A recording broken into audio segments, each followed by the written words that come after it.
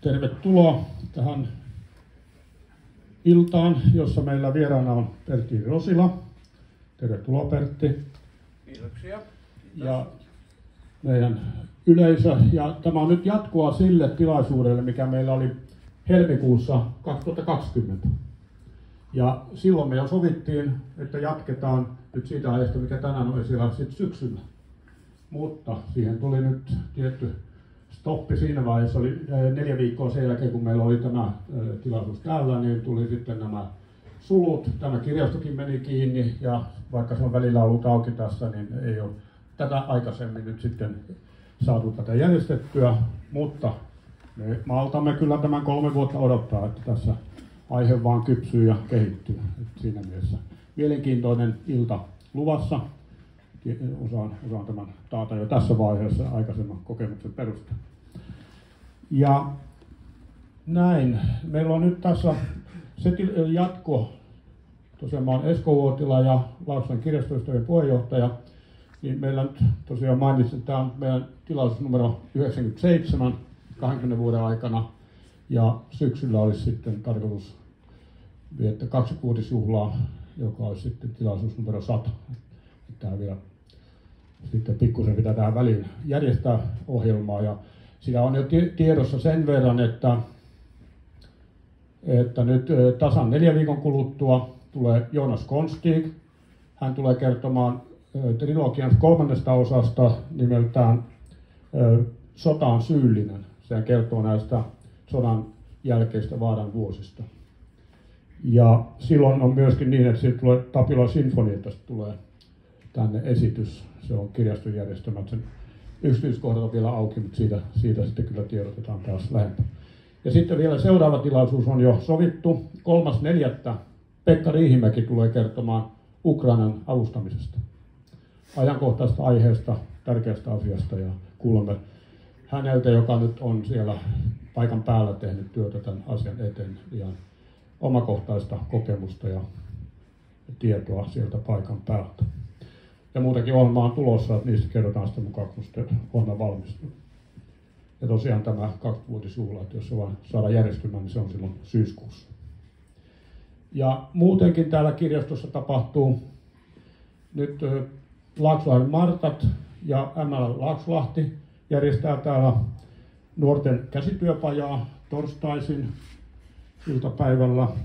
Ja nyt ensi kuussa käynnistyy ML Laaksolahden järjestämät nuorten lautapeli-illat.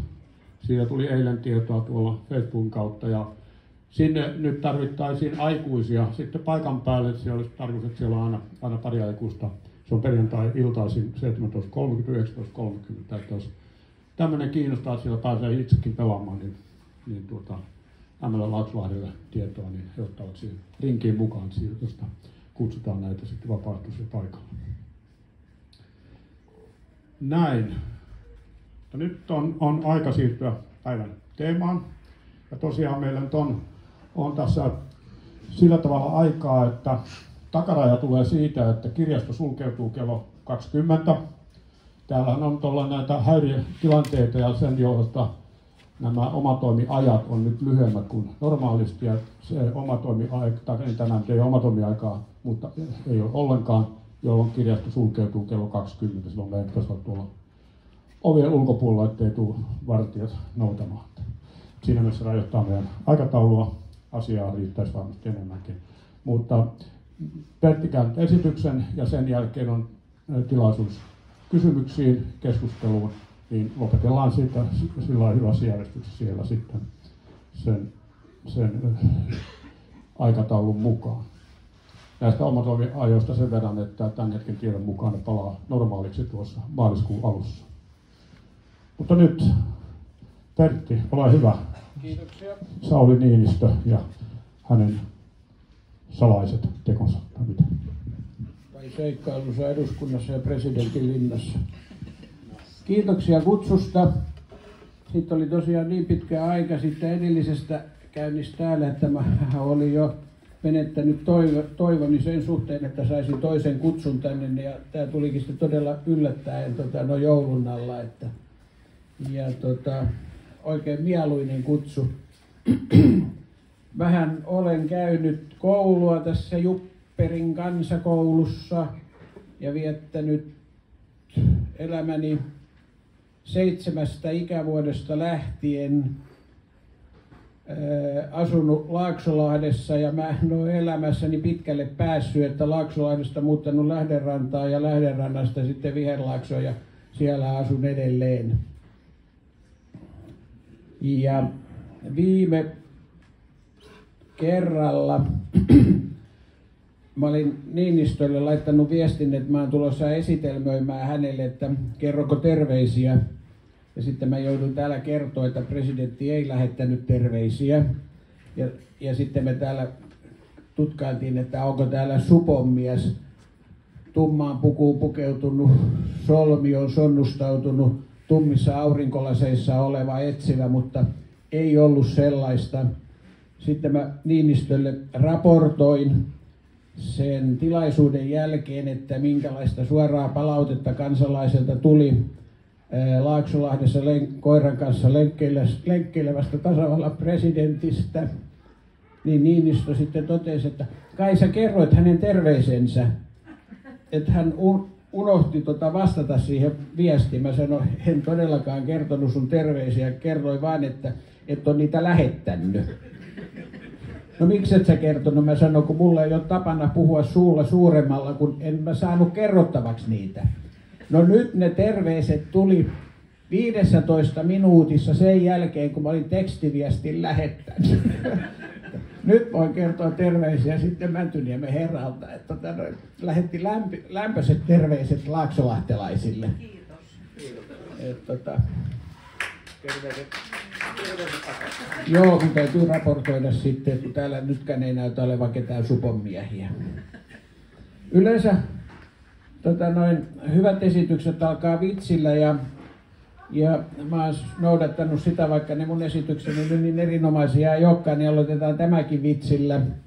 Mä viimeksi kerroin Niinistön huumorintajusta, niin tämä vitsi on sitten taas osoitus siitä hänen itse ironisesta huumorintajustansa. Viime keväänä ja kesänä tuli näitä galluppeja presidentin suosiosta, kun oli yli 90%, niin mä ihan piruillakseni sitten ihmettelin hänelle, että miten ihmeessä se sun kannatus voi olla niin korkeata. Korkeampaa kuin Pohjois-Korean diktaattori ja vielä korkeampia kuin Vladimir Putinin. No, Niinistön vastaus oli, että etkö sinä, Pertti, tiedä, että Suomen kansa on aina tyytynyt vähään.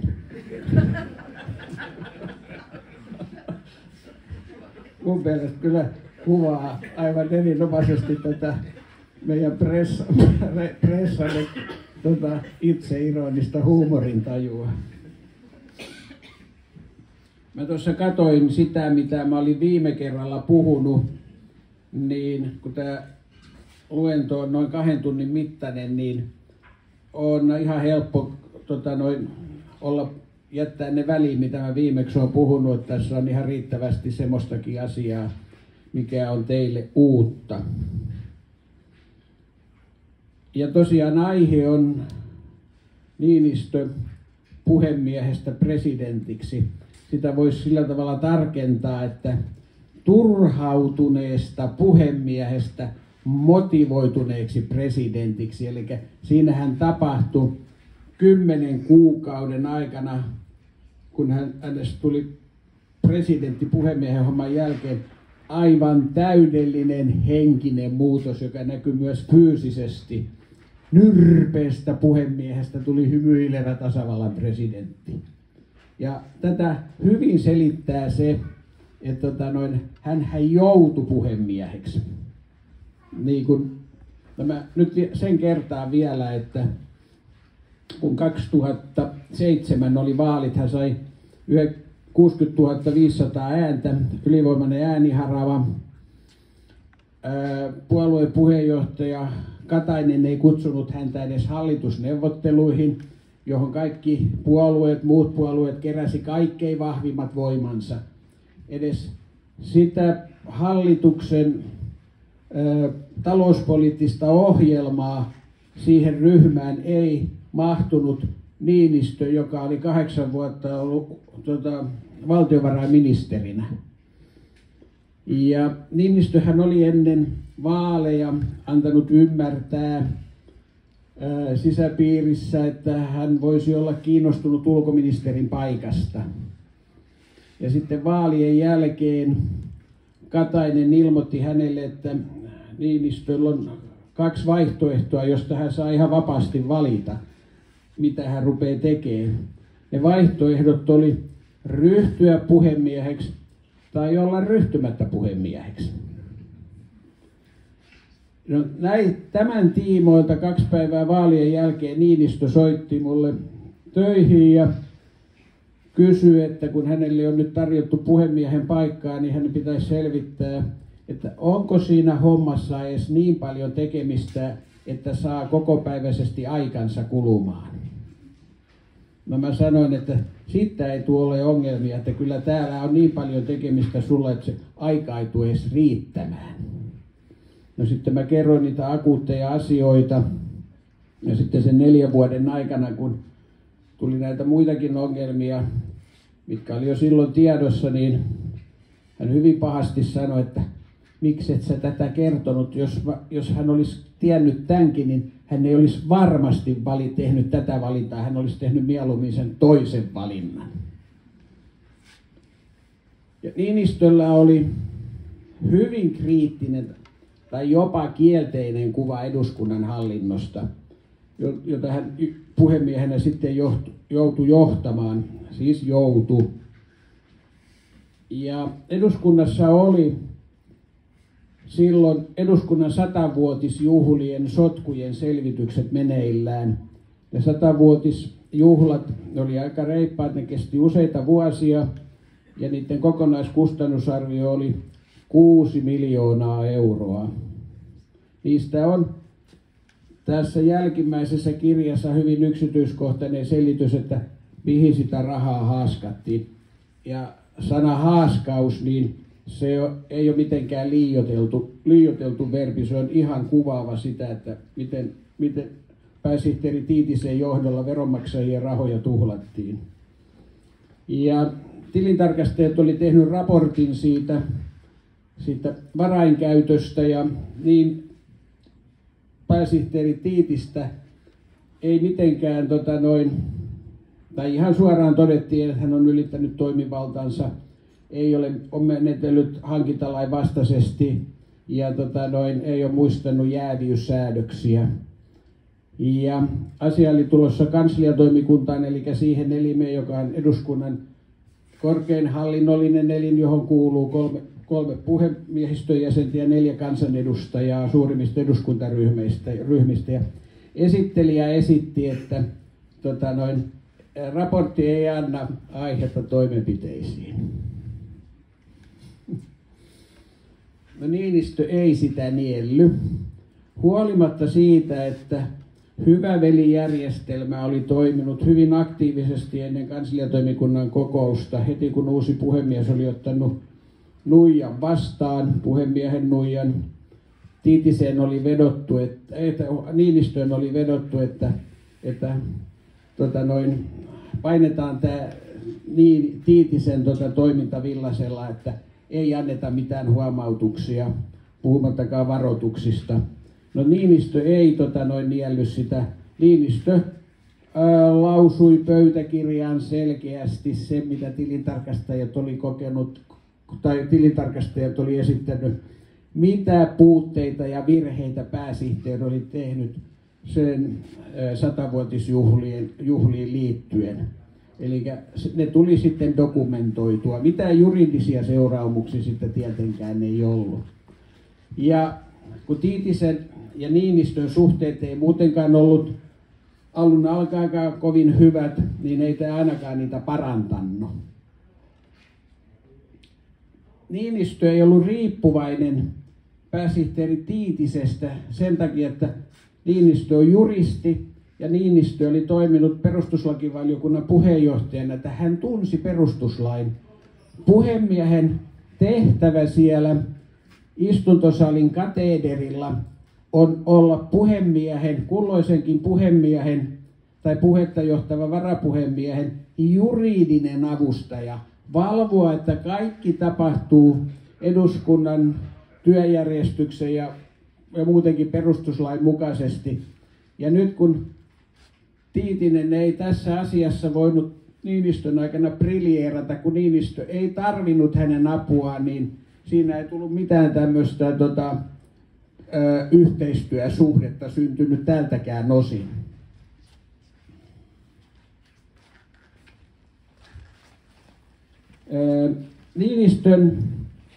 Niinistöllä oli 2 tämmöistä päätavoitetta sen 4 vuoden aikaiselle puheenjohtajuudelleen.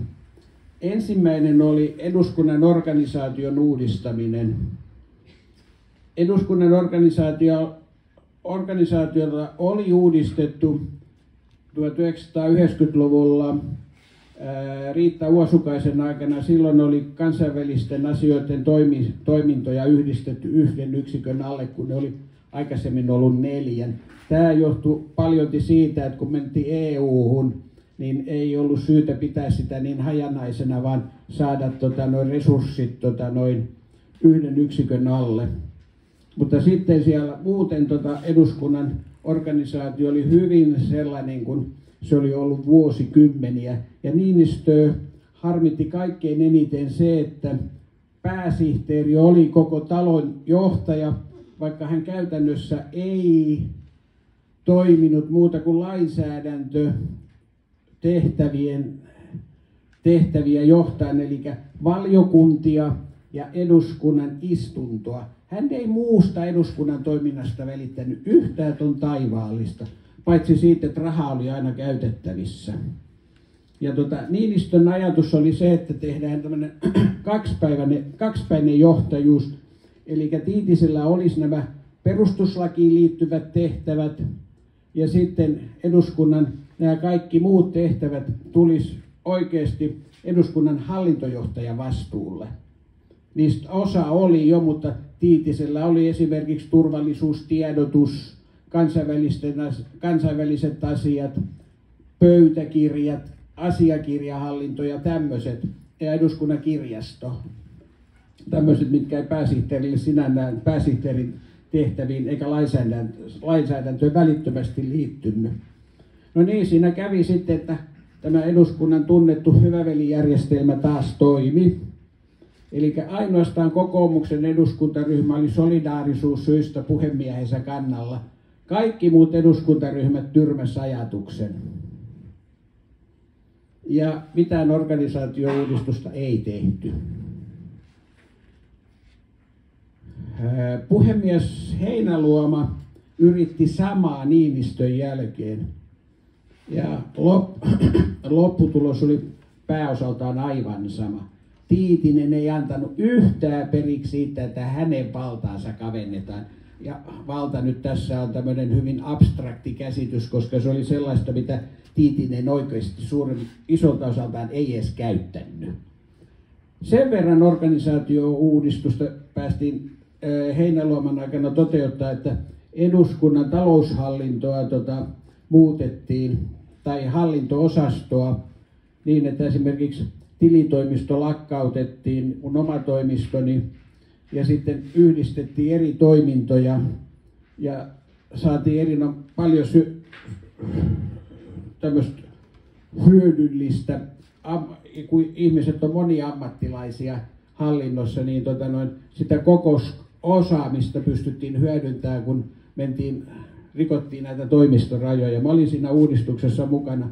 Silloin tilitoimiston päälliköstä tuli vaan talouspäällikkö ilman toimistoa.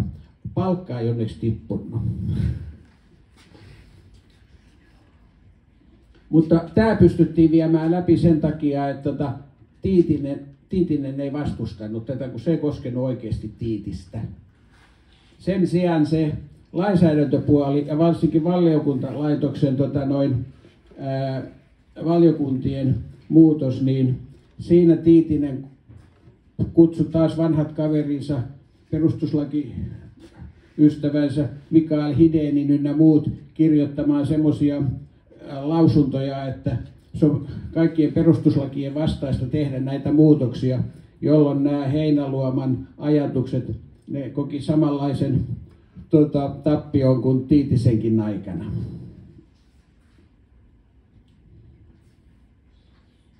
Sitten se, missä Niinistö onnistui, oli eduskunnan tämän taloushallinnon budjetti- ja suunnittelujärjestelmän korjaaminen niin, että eduskunnan talouden käyttöön saatiin jotain järkeä. Eduskunnan budjetti oli ollut, eduskuntahan on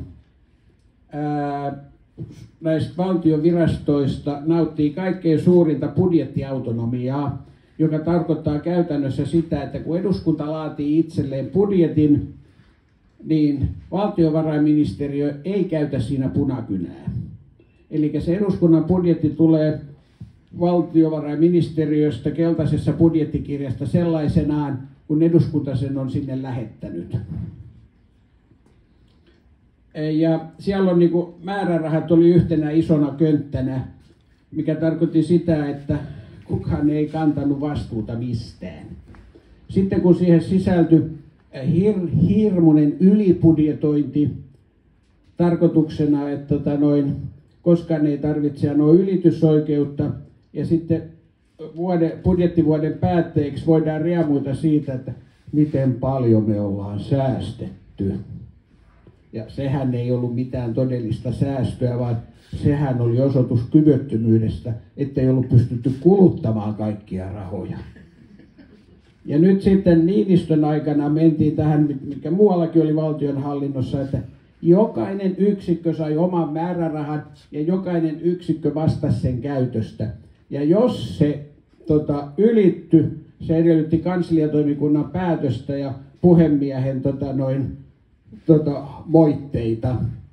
Ja Niinistön aikana yksikään määräraha ei ylittynyt. Ja budjetoinnissakin päästiin ihan niin kuin järkevään budjetointiin. Tilintarkastajat oli lukuisia kertoja puuttunut siihen ylibudjetointiin.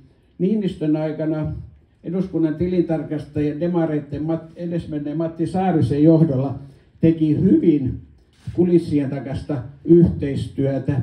Niinistö kertoi, mitä pitäisi tehdä, ja tilintarkastajat toteutti sitä omalta osaltaan. Se oli aivan erinomaista yhteistyötä, mikä oli koko eduskunnan ja varsinkin veronmaksajien hyödyksi.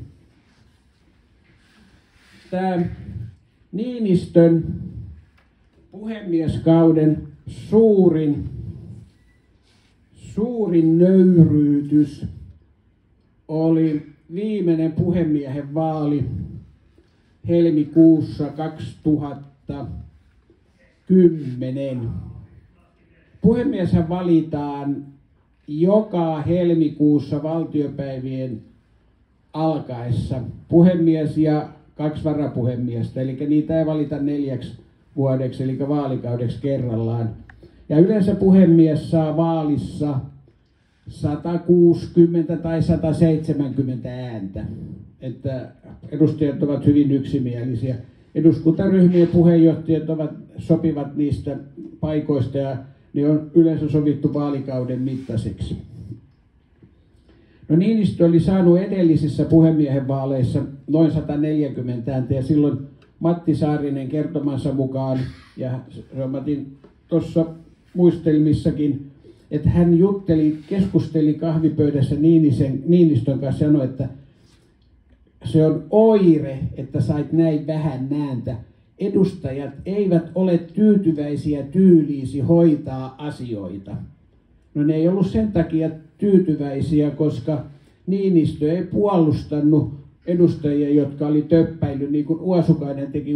Uosukainen puolusti aina taloa ja kaikkia edustajia, teki ne nyt mitä tahansa. Niinistö ei tämmöiseen suostunut tai ei halunnut. No sitten tämä nöyryytysäänestys sitten, niin Niinistö sai 89 ääntä. 82 äänesti jotain muuta tai tyhjää. Niinistö sai kuitenkin enemmistön annetuista äänistä, Mutta Niinistö, niin kuin varmaan kaikki muutkin, oli tyrmistynyt tästä tuloksesta. Sehän oli skandaali. Ja Niinistö ilmoitti, että hän ei ota puhemiehen hommaa vastaan tämmöisen äänestystuloksen jälkeen, johon sitten eduskuntaryhmien puheenjohtaja teki kanossan matkan puhemiehen huoneeseen ja vetosi siihen, että hän ottaa, ja apulaispääsihteeri Vuorinen kaivoi vanhoja pöytäkirjoja ja perustuslakia, ja siellä löytyi jostain 20-luvulta kohta, että Svinhufvudin piti ottaa puhemiehen tehtävä vastaan, vaikka hän ei ollut edes ilmoittanut suostumustaan puhemiesehdokkaaksi, kun hän oli saanut enemmistön äänistä. Ja Vuorinen totesi, että Niinistö on samassa asiassa, että hän ei voi kieltäytyä. Hän on saanut kuitenkin enemmistön. Mä tuossa Arkadianmäen kirstunvartijakirjassa kerron, että millainen kapinaliike siellä oli. Eli kapinalippua heiluttivat Kepun Pekka Vilkuna ja demareitten Tero Rönni. Ja kun toi kirja tuli julkisuuteen, niin tästä oli Kalevalehdessä oli ollut juttu tästä kirjan kohdasta, ja Pekka Vilkuna soitti mulle, mä satuin silloin olemaan eduskunnan kirjastossa, ja sanoi, että Rosila, sähän valehtelet siinä kirjassasi. En minä ja Rönni, me ei oltu mitään kapinalipun heiluttajia, eikä mitään kapinakenraaleja. Me oltiin juoksupoikia. Sitä kapinaa johdettiin demareiden ryhmähuoneesta. Eero Heinäluoma oli se kapinakenraali. No, Heinäluoma oli sitten siinä eduskuntaryhmien puheenjohtajien joukossa, joka kävi sitten anomassa, että Niinistö kuitenkin ryhtyisi puhemieheksi. Ja Heinäluomahan menetteli tässä ihan samalla tavalla kuin kunnon pyromaani. Ensiksi hän sytyttää palon, sitten hän katsoo puun takana, kun se palaa, ja kun VPK tulee paikalle, hän menee neuvoa VPKlle, miten se sammutetaan. Niinistö ei ole pitkävihainen. Niinistön suhde Heinäluomaan ei huonontunut tästä episodista huolimatta. Niinistö ja Heinäluoman yhteistyö on jatkunut vielä tänä päivänäkin, kun Niinistö on presidentti ja Heinäluoma on Euroopan unionissa meppinä. Ne vaihtaa edelleen Niinistö saa Heinäluomalta informaatiota Euroopan unionin toiminnasta.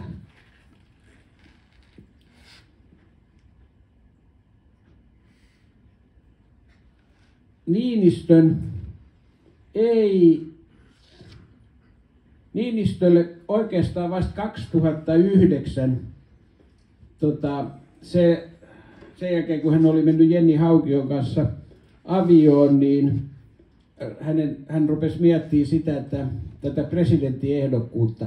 Koko sen Niinistön puhemiehenä olo ajan edustajat hyvin kärjekkäästi, ne jotka ei Niinistöstä tykänneet, totesi, että Niinistö käy koko ajan seuraavien presidentinvaalien kampanja eduskunnan maineen kustannuksella.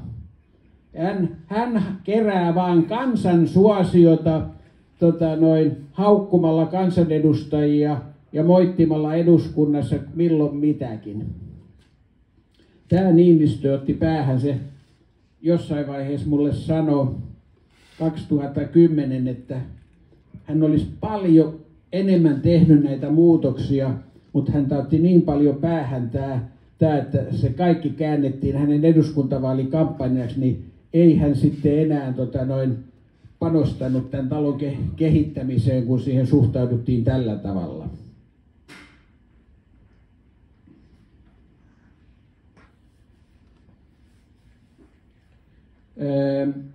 Hallitus oli asettanut toimikunnan tai työryhmän Christopher Taxellin johdolla 2007 pohtimaan perustuslain muuttamista niin, että 2012 vaaleissa valittavan presidentin valtaoikeuksia kavennettaisiin entisestään niin, että Suomen presidentistä olisi tullut tämmöinen edustuspresidentti.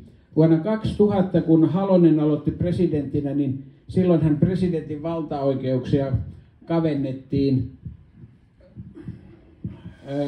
siten, että valtaa siirrettiin presidentiltä parlamentille, mutta käytännössä niin kuin hallitukselle. Ja siihen aikaan niin kuin Halosen presidenttikauden aikana tämmöinen iso kysymys, joka hiersi ja mikä oli julkisuudessa, oli tämä kahden lautasen periaate, eli näissä Euroopan unionin valtiopäämiesten kokouksissa Suomea edusti sekä presidentti että pääministeri, joka koettiin aika kiusalliseksi sekä Suomessa että sitten näissä muissa valtioissa. Ja se oli nyt tarkoitus poistaa. Lisäksi Taxellin komitea lähti siitä, että sen toimeksianto oli selkeästi se, että presidentin valtaa kavennetaan. Ja Halonenhan vastusti tätä jyrkästi. Halonen oli sitä mieltä, että kun on yksi presidentti, eli hän vasta ollut tämän vuonna 2000 säädetyn uuden perustuslain aikana vallassa, niin ei pitäisi tässä vaiheessa lähteä tekemään mitään suuria muutoksia, kun ei tiedetä, miten se liittyy eri henkilöihin tapaa johtaa ja käyttää näitä presidentin oikeuksia. Sitten kun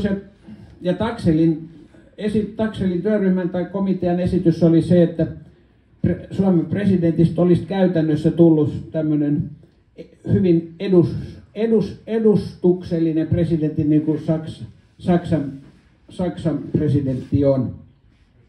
Ja Niinistö sanoi ennen kuin Taxellin esitystä oli käsitelty perustuslakivaliokunnassa, ja tommoseen presidentin hommaa mä en edes halua. En mä halua pelkästään edustaa, juoda kahvia ja käydä sitten niiden presidenttien ja valtiopäämiesten luona, joilla kanssa ei ole mitään valtaa. Ja sitten Taxellin komitea, se ei mennyt sellaisenaan läpi perustuslakivaliokunnassa.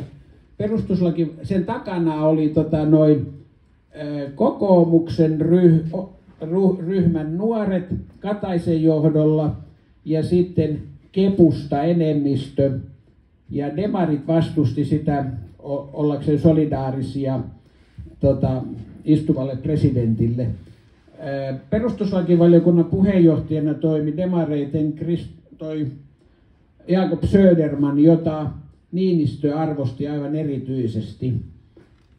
Ja ne olivat keskustelleet keskenään, että sitä ei pitäisi viedä läpi, sitä muutosesitystä sellaisenaan.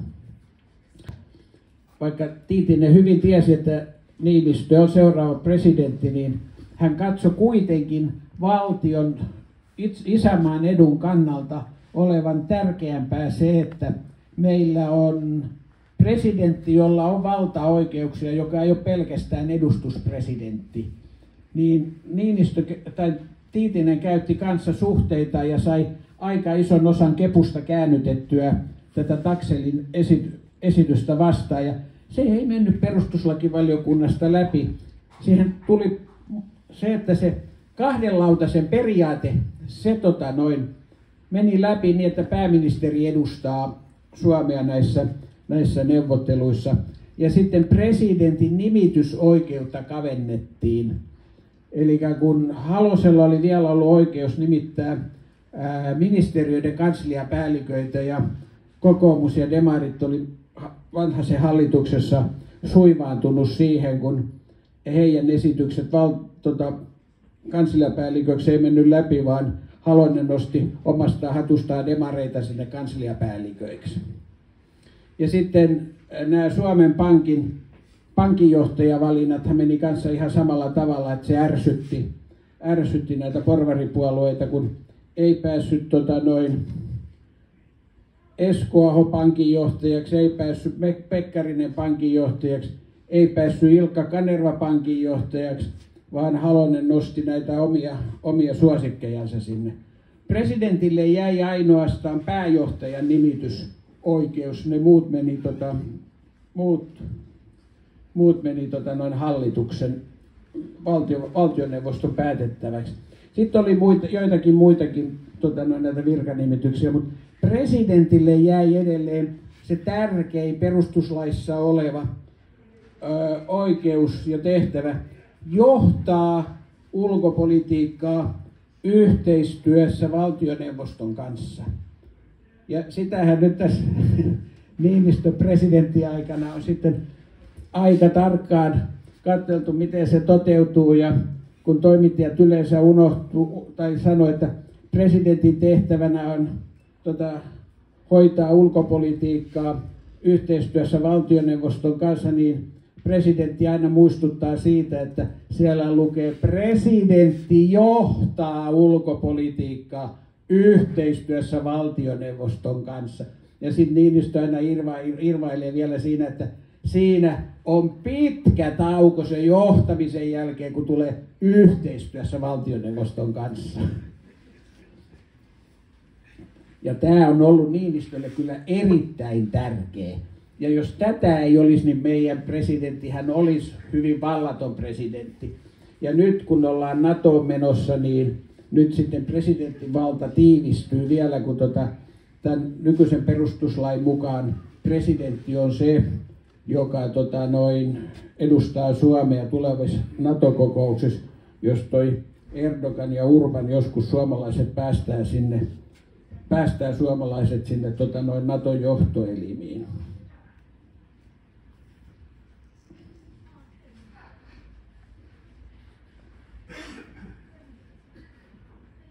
Niinistö esitti, tai meidän keskusteluissa totesi mulle silloin, kun oli selvää, että hän lähtee ehdolle seuraavissa vaaleissa, niin totesi, että olisi kyllä ihan kiva, jos hän olisi kansanliikkeen ehdokas, eikä minkään puolueen presidenttiehdokas. Mä jäin monttu auki. Mitä se puhuu?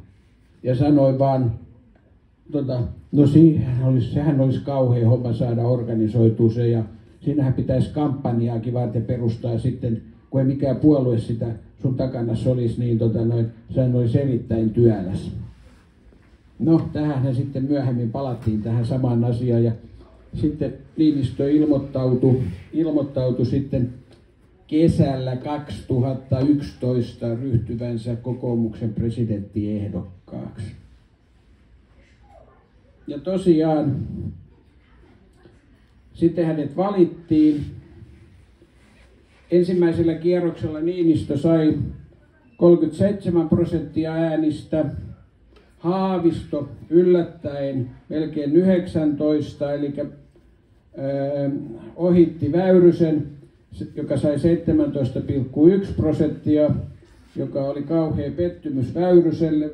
Väyrynen oletti, että kun hän pääsee toiselle kierrokselle, niin hän pesee menneen tullen Niinistön.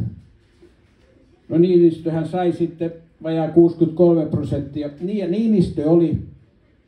Niinistö odotti tältä ensimmäiseltä kierrokselta huomattavasti korkeampaa kannatusta kuin se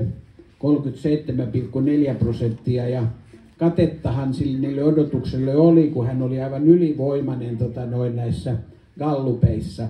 Mutta ihmiset oli puolueuskollisia ja äänestivät paljon oman puolueensa ehdokkaasta, jolloin kokoomuksen kannatushan, oma puolueen kannatus oli 20%, niin saihan Niinistö kuitenkin jo ensimmäisellä kierroksella 17% ekstraa, eli muista puolueista.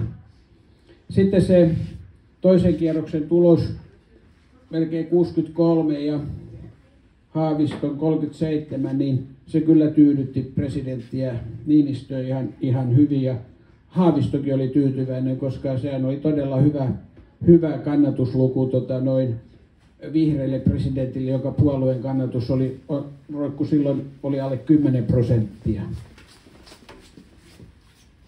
Ja tosiaan siinä oli se 10 kuukauden ihme, että miten turhautuneesta, rasittuneesta, hymyttömästä puhemiehestä tuli iloinen, energinen ja motivoitunut, vahva johtaja. No jos nyt ajattelee sitä, että hän joutui vastoin tahtoaan puhemieheksi, niin se näkyy koko sen 4 vuoden aikana. Ja kun hän ei mitään myönteistä palautetta saanut tai ei tullut näille hänen pyrkimyksilleen puhemiehenä, niin kyllä se nyt aika hymyttömäksi vetää.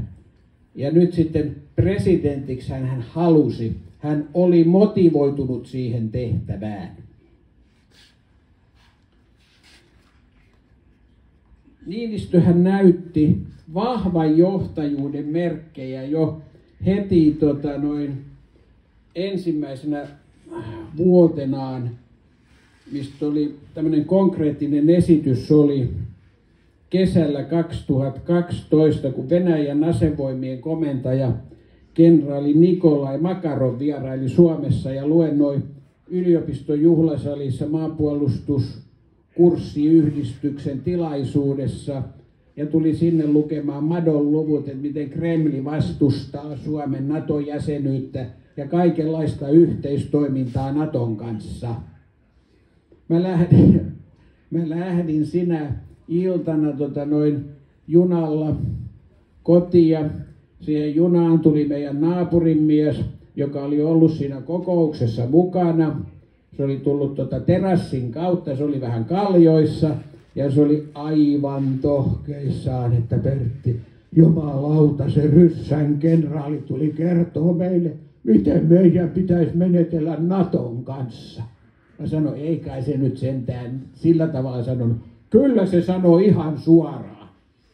No mä sitten jännittyneenä avasin 8:30 uutiset, kiirehdin asemalta äkkiä kotiin, että mä näkisin 8:30 uutiset. Ja sehän oli pääuutisaihe, tämä mitä Makarovi oli siellä yliopistolla sanonut. Niin olihan se nyt kyllä ihan törkeetä. No sitten Makarovhan seuraavana päivänä sitten meni tuonne Mäntyniemeen ja kaikkihan me muistetaan, kun ne herrat istu siinä aulassa ja Niinistö katsoi Makarovia, että kenraali on pitänyt puheen.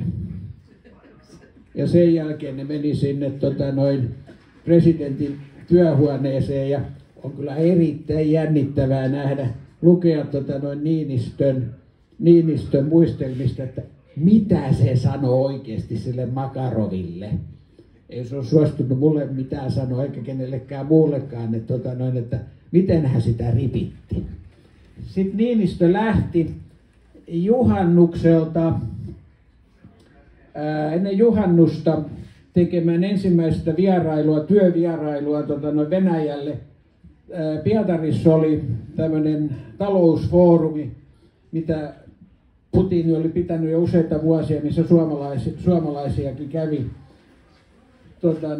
Niinistö meni sinne ja sen jälkeen oli sitten neuvottelut Putinin kanssa. Putin oli jo silloin äärimmäisen kettumainen. Putinilla oli tämmöinen Daatsa Kannaksella siinä pitäjässä, joka vuoteen 1944 kuului vielä Suomelle. Eli hänellä oli tämmöinen symbolinen ele, että hän vie presidentin semmoiseen paikkaan, minkä Venäjän Neuvostoliitto liitti itseensä jatkosodan jälkeen. Siellä ne sitten pelasi jääkiekkoa ja siellä selvisi sitten, että Putin oli kertonut Niinistölle, että hän sen Makarovin lähetti testaamaan millainen sinä olet. Ja siitä kasvoi se, että Putini kunnioitti Niinistöä, että se huomasi, että tolla miehellä on omaa tahtoa. Ja tämä oli sitten se, mihin perustui se, että tämä viime helmikuuhun asti tämä Niinistön yhteistyö Putinin kanssa oli tämmöisten tasavertaiseksi itsensä tuntevien valtiopäämiesten yhteistoimintaa. Mä en Niinistöltä kysynyt Putinista ennen kuin nyt Ukrainan sodan jälkeen. mielipidettä, että millainen Putin oli henkilönä. No mä palaan siihen vähän myöhempään.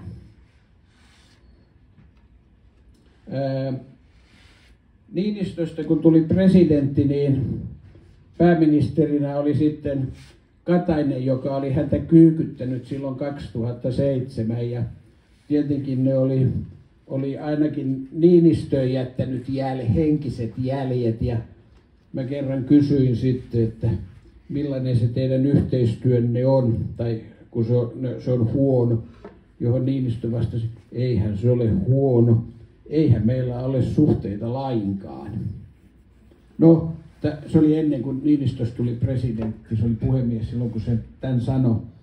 Mutta sitten kun hänestä tuli presidentti, niin pakkohan oli olla jonkunlaiset suhteet, kun siinä on kaksi valtakunnan tärkeää vallankäyttäjää. Nehän tapasivat viikoittain presidentin esittelyssä ja tapana oli, että presidentti ja pääministeri tulivat sinne puolta tuntia aikaisemmin voidakseen keskustella esillä olevista asioista ja mä kysyisin Niinistölle, no mistä te puhuitte Kataisen kanssa? No, lähinnä säästä ja urheilusta. Mutta hän sanoi, että hän tuli kyllä hyvin toimeen Kataisen kanssa, että Katainen omassa ulkopolitiikassaan noudatti Paasikiven oppia eikä vouhkannut Natolla niin kuin Stubb ja puolustusministeri, mikä se oli se RKPn puolustusministeri, mikä... Wallin. Ei kun sen jälkeen. Wallin oli jo lähtenyt pois. Karl Haglund, joka oli innokas NATO-mies niin kuin Stubbi. No, Stubbihan sitten, Katainen päätti lähteä tuonne komissaariksi ja Stubbista tuli pääministeri ja siitä ei kyllä Niinistö mitenkään riemastunut, että se nyt ei ole mikään salaisuus, että Niinistö ei voinut sietää Alexander Stubbia monellakaan tavalla. Siitä on erinomainen hyvä esimerkki, kun Merkel oli Niinistölle kertonut, kun Stubbi aina ylvästeli, että kun Stubbihan osasi erinomaisesti saksaa, niin kuin monia muitakin kieliä, että kun hän on Merkelin kanssa syönyt lounasta tai iltapalaa, niin he juttelee ja sitten Merkel oli kerran sanonut, että Niinistölle, että joo, se on niin rasittava se teidän pääministeri. Hänen pitää vaan kuunnella, millaisia maratonjuoksuaikoja se on tehnyt. Ja nyt kun muistetaan Merkeli, niin se nyt ei ollut erityisen urheilullinen tyyppi. Ja tämä sitten elämöi näillä urheilusuorituksissaan Merkelin kanssa. Mä voin hyvin kuvitella, että Merkeli oli kyllä kiusaantunut. Ja tähän, jos vielä jos oli kiusaantunut Suomen pääministeriin, niin kyllähän toi Putinikin sitä kaltoin kohteli, kun Merkeli ei ollut mikään koira-ihminen ja Merkeli oli Sotsissa tapaamassa Putinia ja Putini päästää susikoiransa sinne saliin ryntäämään ja haistelee Merkel, joka oli varmaan ihan jäykkänä siinä, että tämä oli ihan samanlaista politiikkaa kuin se, että se vei Niinistön sinne Kannakselle. Niinistö tuli hyvin toimeen ulkoministeri Tuomiojan kanssa, vaikka niiden poliittinen ajattelu on hyvin erilaista noin muuten, mutta tässä turvallisuuspolitiikassa se oli hyvin yhtenäistä.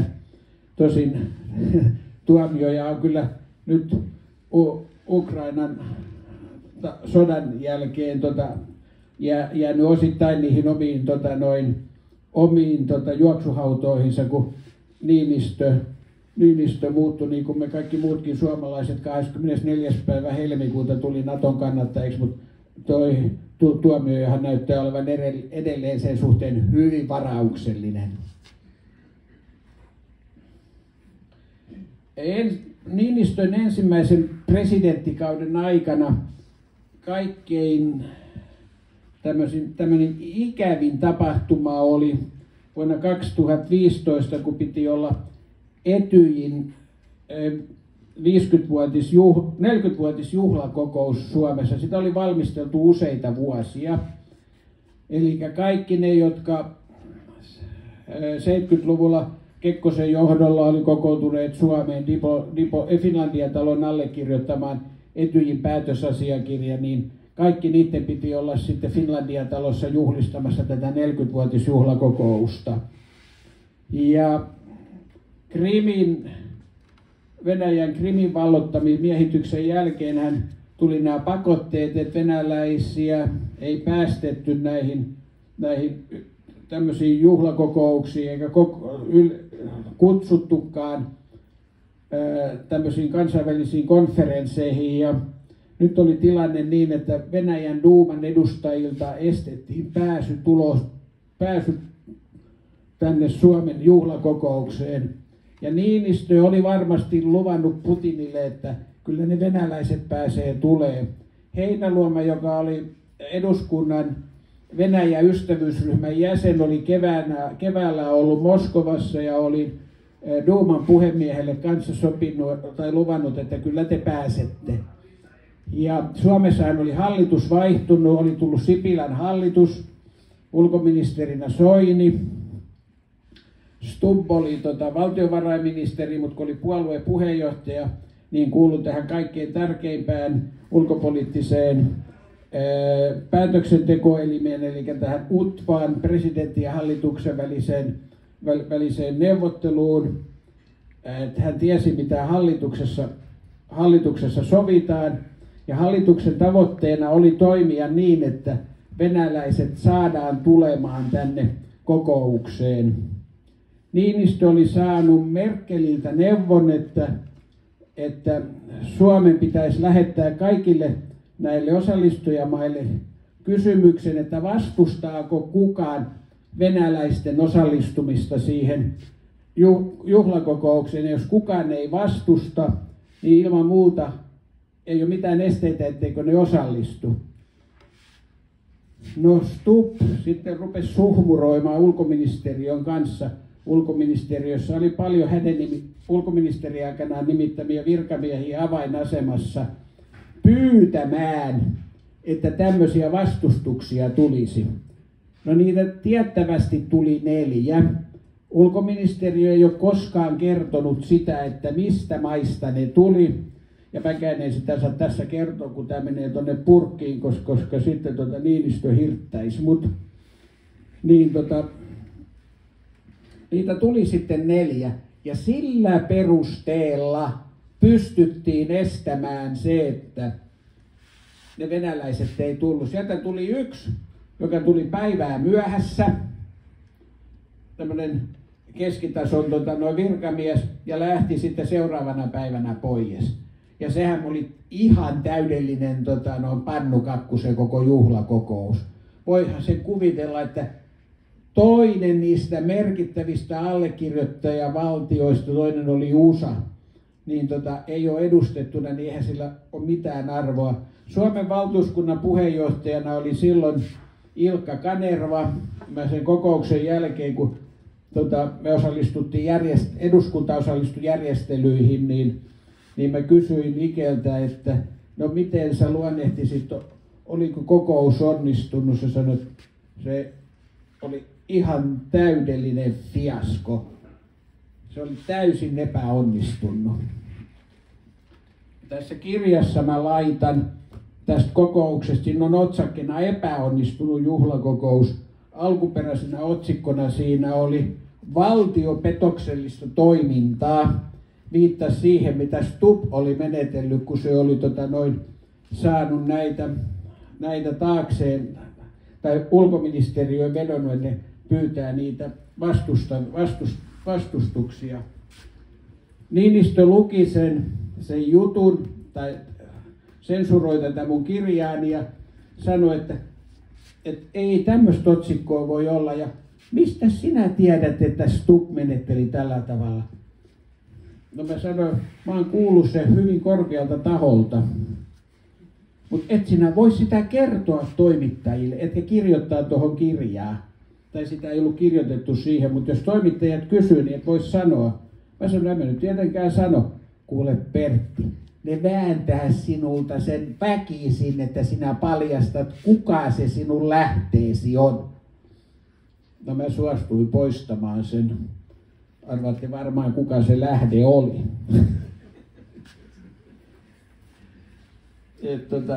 Sitten siihen tuli kaunis otsake vaan, että epäonnistunut juhlakokous. Niinistön piti olla 1 kauden presidentti. Silloin kun hän tuli presidentiksi, niin helmikuussa 2012, niin maaliskuussa mä jossain yhteydessä otin häneen yhteyttä. Mä en muista mikä asiayhteys se oli hän silloin sanoi, että niin, minä tulen sitten olemaan vain 1 kauden presidentti, että olen jo sen ikäinen, etten haaveilekaan toisesta kaudesta. Ja kun vaalit oli 2018 helmikuussa, niin tammikuussa 2017 Niinistö soitti loppiaisaattona mulle töihin ja kysyi mun mielipidettäni yhdestä henkilöstä, joka oli hakemassa jotain merkittävää tehtävää. Olen mä sen tuossa kirjoittanutkin ihan uloskin. Että mitä mieltä, kun mä tunsin hänet, niin kuin Niinistökin tunsi sen hänet puhemiesajalta, että mitä mieltä mä oon hänestä. Mä sanoin, että mun mielestä se on oikein hyvä homma, ihminen siihen hommaan. No sitten mä kysyin Niinistöltä, että joko te olette päättänyt, että mitä te teette tämän presidenttivakauden jälkeen. Se kysyi, miten niin me? Minä kyllä tiedän, mitä minä teen. Mä sanon, no, onhan se nyt Jenninkin asia, että kai sä oot kuunnellut senkin mielipide. Me molemmat ollaan samaa mieltä, me tiedämme mitä me teemme. No, mun mielestäni tämä oli niin selvä ilmoitus, että se alkuperäinen 5 vuoden takainen kommentti siitä, että on 1 kauden presidentti, niin pitää. Ja sen jälkeen mä rupesin lyömään vetoja kavereiden kanssa, jotka oli sitä mieltä, että Niinistö jatkaa toiselle kaudelle. Konjakista vetoa, että ei jatka.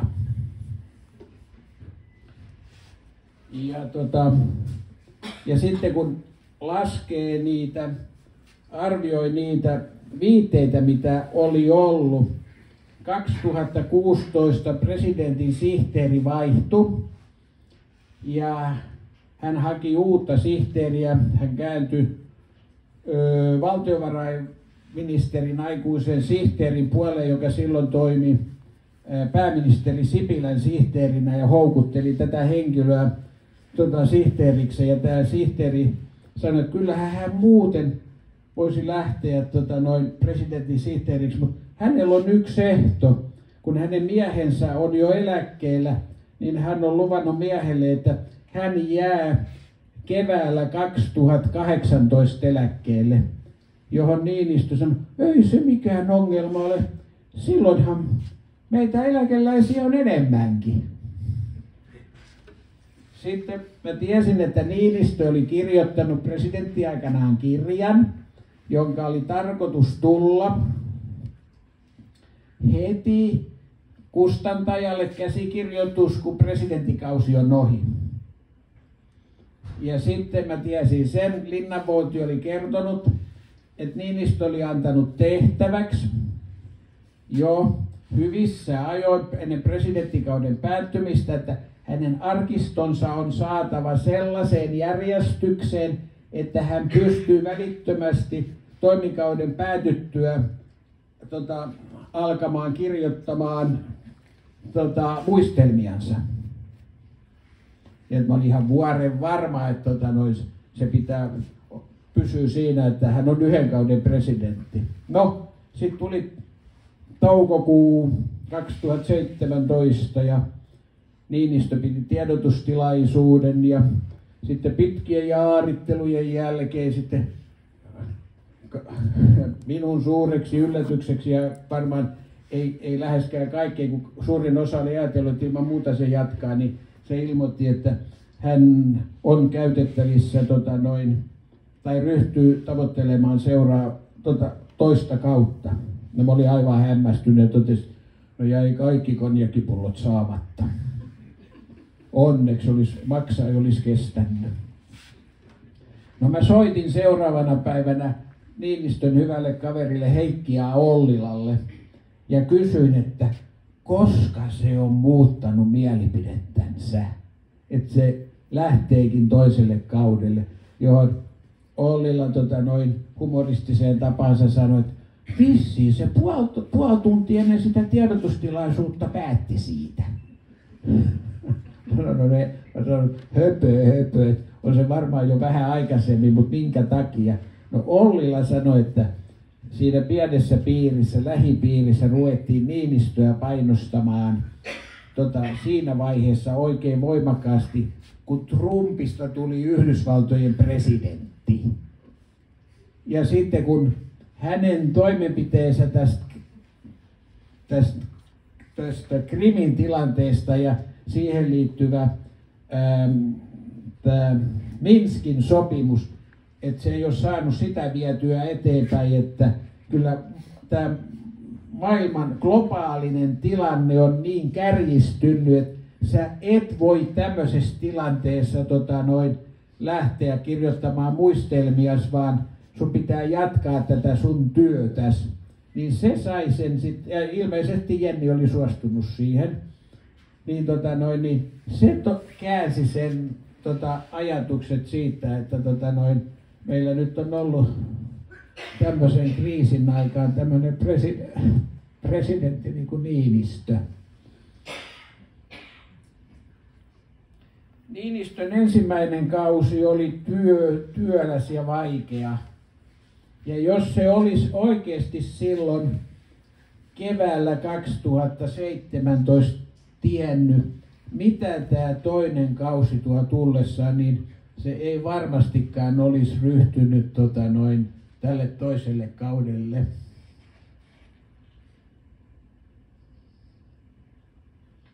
Et se on kyllä ottanut henkisesti ja fyysisesti kyllä sen miehen voimille.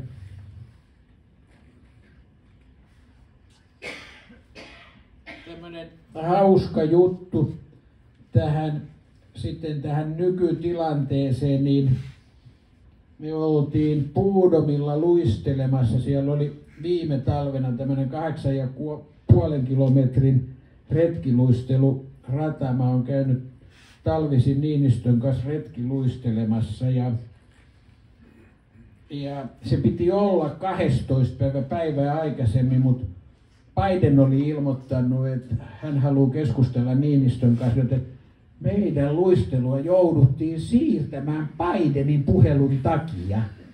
No, mä hyväksyin sen.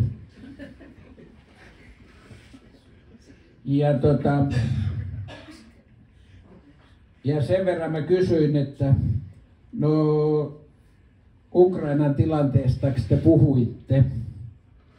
No siitä tietenkin, ja mä sanoin, että uskotteko te molemmat, että ei tuu sotaa? Johon hän vastasi, että minä uskon, että ei tuu, mutta Bidenista ei sanonut mitään. Ja nyt mä olin toissapäivänä kuuntelemassa entistä Moskovan suurlähettilästä René Nybergia tuolla Kauniaisissa senioreitten tilaisuudessa. Ja René Nyberg sanoi, että vaikka hän pitää itseänsä aivan erinomaisena Venäjän asiantuntijana, niin 21. päivä helmikuuta viime vuonna hän televisiossa sanoi, että hän ei usko, että tulee sota, huolimatta siitä, että amerikkalaisten vakoilujärjestelmät oli siinä mielessä saanut luotettavia tietoja näistä komentoketjuista, ja amerikkalaisethan oli oikeasti sitä mieltä, että sota syttyy. Ja Biden oli varmasti silloin 12 päivä Niinistölle ennustanut, että sota syttyy. päättyy. Ja sitten kun se sota syttyi, niin tapahtui se tosiaan se yhden yön ihme, että minustakin tuli Naton kannattaja, niin kuin varmasti monista teistä täällä olevista. Ja ei tarvita tai kansanäänestystä siitä, että mikä on kansan mielipide.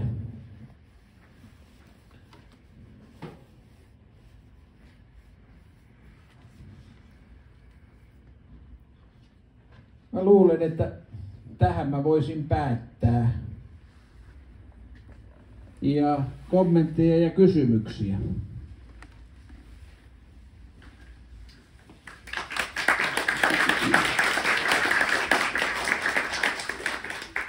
Joo, kiitoksia tähän asti.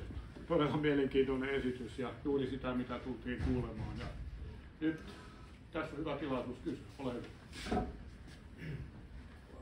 Sanoit siinä vaiheessa, että jossakin, että puhut myös Putinista, mutta se nyt ei vielä kuulemma. No joo.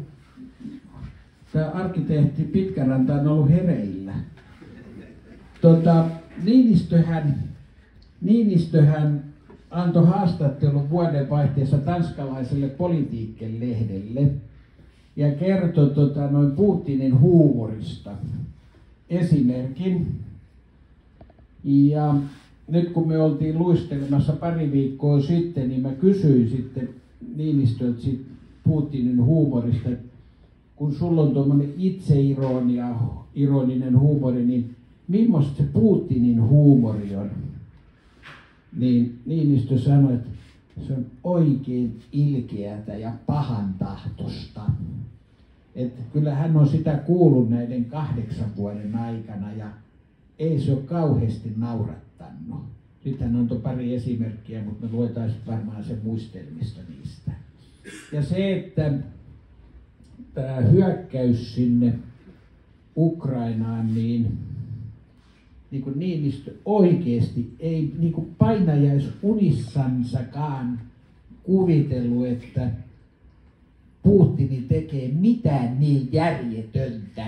Niin kuin yleensä me eurooppalaiset valtiomiehet, kukaan ei uskonut, että niin järjetön sota voisi alkaa ja niin täysin aiheuttunut tehdyillä perusteilla, että se luottamus, minkä se luottamus, mikä heidän välillään on, niin se romahti niin totaalisesti, kun se ylipäätänsä voi romahtaa. Niin kuin jossain nyt loppuvuoden haastattelussa Niinistöltä kysyttiin televisiossa, että koska te aiotte seuraavan kerran soittaa Putinille, niin Niinistö sanoi, että ei hänellä ole mitään aikeita soittaa, kun ei ole näköpiirissä mitään sellaista, että siitä puhelusta olisi mitään hyötyä. Ne puhelut, mitä on käyty, kaikki puheluthan ei suinkaan ole ollut julkisuudessa. Ne, milloin on ollut tämmöistä merkitystä, niin laajemminkin, niin niistähän presidentin kanslia on tiedottanut. Mutta sitten tämmöisistä, niitä on muitakin puheluja, mitä on käyty. Mulle tuli yksi päivä mieleen, että mä en ole kysynyt sitä, että onko niissä puheluissa ihan sama juttu, että kun ne varataan. Yleensä Niinistö ilmoittaa, että hän haluaa keskustella, mutta Putinkin on ollut aloitteellinen. Niin että kun ne valmistellaan, tulkit on paikalla molemmissa päissä, niin tuleeko Putin siihen huoneeseen, missä se puhelu on, niin tapojensa mukaan puoli tuntia vai tunti myöhässä, niin kun se tulee kaikkiin neuvotteluihin. Mä en ole huomannut tätä kysyä.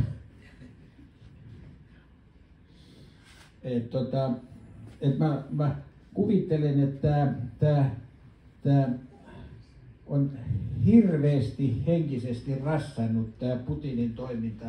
Se, että tämä on ollut niin totaalinen tämä luottamuksen menetys. Ja sehän tuli jo esiin silloin, kun Niinistö tuli ensimmäisen kerran julkisuuteen, kun sen kielenkäyttö on ollut aivan poikkeuksellisen terävää, kun se kertoo, että kun nyt on naamiot riisuttu, niin sehän oli hirveän hyvin sanottu, mutta ei semmoista olisi voinut sanoa Kekkosen aikana naapurin politiikasta.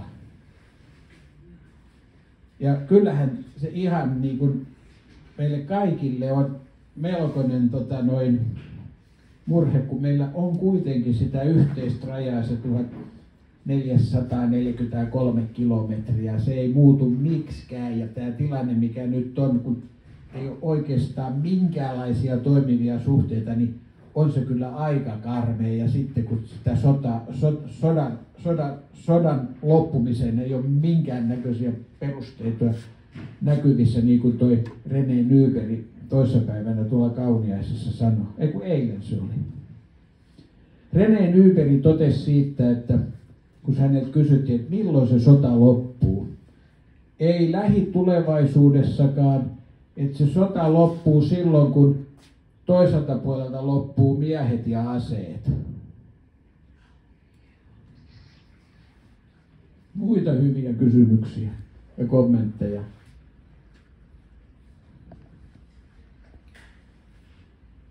Ketkäs täällä Euroopassa on niitä johtajia, joiden kanssa niillä on tiivimmät suhteet? No Merkel oli se, jonka kanssa oli kaikkein tiivimmät, ja kun Merkeli lähti, niin sitten on sen jälkeen on ollut tämä Macron. Mutta Niinistö ja Merkelin suhde oli semmoinen hyvin läheinen. Ne oli niin kuin, molemmat konservatiiveja, niin niiden ajatusmaailma ja arvomaailma oli hyvin noin samanlainen. Ja se nyt Macronin kanssa ihan yhtä hyvää, mutta ja sitten tästä nykyisestä liittokanslerista, niin mä en tiedä millainen suhde Niinistöllä on siihen, mutta aika paljon Merkelin mukana meni sitä vaikutusvaltaa, mikä Niinistöllä on ollut. Ja Bidenin, niin kuin Euroopan ulkopuolella, niin Bidenin kanssa hänellä on todella hyvät suhteet. No. Entäs sitten muuta? Miten sä olit Trumpin kanssa? Joo, silloin kun Trump kävi täällä Suomessa ja Putin pisti sitä 5-0, niin en mä voi sanoa mitä se Trumpista sanoi, kun se muistelmissaan kirjoittaa, mutta ei se arvostus kyllä todellakaan kovin kovaa ollut. Se voi kuvitella, että se on just samanlainen kuin meillä jokaisella on siis pellestä. Mä amerikkalaisille tuttavilleni eilen viimeksi lähetin viestin yhdelle, ne on kaikki demokraatteja, että pyytäkää nyt, että se Bideni lähettäisi sen Trumpin erikoissuurlähettilääksi Kiovaan ja Moskovaan, kun se lupasi tehdä rauhan 24 tunnissa, niin se saisi varmasti marraskuussa Nobel-rauhanpalkinnon. Ja se auttaisi häntä republikaanien esivaaleissa. Mulla on näitä kirjoja täällä, muutamia kappaleita. Siellä on paljon parempia juttuja siellä kirjoissa kuin mitä mä oon tässä kertonut. Viimeksi ne maksoi 20 kappale, nyt niitä saa puoleen hintaan 10 kappale. Ja varsinkin ne, jotka potee unettomuutta, niin kannattaisi ostaa, koska aivan erinomaisen unilääkettä, kun ton ottaa nukkumaan mennessä käsiin, niin nukahtaa heti. Valehtelet. Joo, mä en välttämättä ole ihan varma siitä, mutta sanoisin, että kannattaa silti ostaa. Sen voi lukea aamulla. Kyllä se menee monta tuntia, kun ne avaa niitä. Täällä ei kaikki pode unettomuutta. Yksi kysymys. No. Vielä vähän vakavampaa aiheeseen, niin mikä oli nyt Nybergin kanssa ja Putin kanssa, taikka sinun näkemys sodan laajenemisen mahdollisuudesta? Onko se Niin, toi Nyberg sanoi tästä ydinasepelotteesta, että hän uskoo siihen, että se on niin todellinen, vaikka kun hän päivittäin kuuntelee Venäjän uutiskanavia, niin siellä joka päivä uhotaan siitä, että Venäjä voi käyttää ydinasetta, että hetkessä voidaan tuhota Lontoo ja Pariisi, mutta hän sanoi, että se on semmoista retoriikkaa, että se se ei ole yhtään todenmukaista, mutta tällä luodaan sitä henkeä tähän voittamattomaan puna-armeijaan ja urheaan Venäjän kansaan. Ja Nyberg oli sitä mieltä, että se on semmoinen tilanne, että se on maailman loppu, jos ydinaseita käytetään. Ja sitten jos Venäjä käyttää niitä taktisia ydinaseita Ukrainassa, no siinä on se riski, että tulee länsituuli, niin ne kaikki se radioaktiivinen säteily menee Moskovaan asti. Ei pidä ollenkaan todennäköisenä, kun mun täytyy sanoa, että kun se Putin on osoittanut täydellisen hulluutensa, niin sehän saattaa tehdä ihan mitä tahansa, mutta tämä on mun mielipiteeni.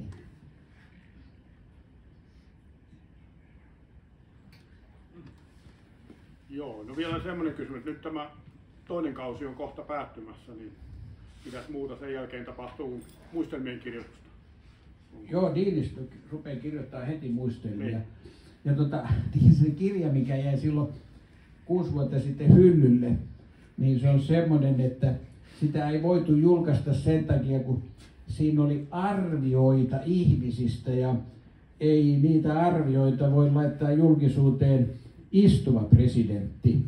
Niin mä kysyin siltä, että no ootko sä jatkanut niitä, niin siinä oli semmoinen ajatus, että itsenäisyyspäivän vastaanotolla presidentti ottaa vastaan ihmisiä ja piru kuiskii korvaa, että toi on semmonen ja semmonen.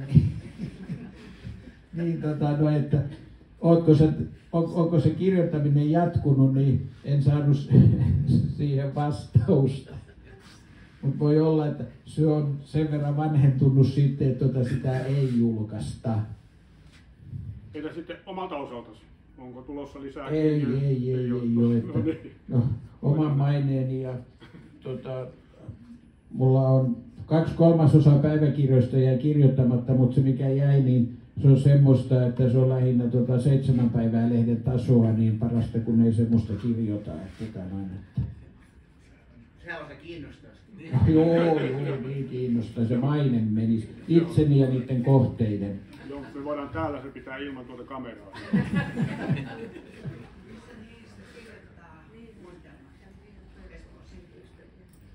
Niin, mä en tiedä. Se Laaksolahden talo ei ole osoittautunut hyväksi perheasunnoksi, niin voipi olla, että ei kirjoita niitä Laaksolahdessa.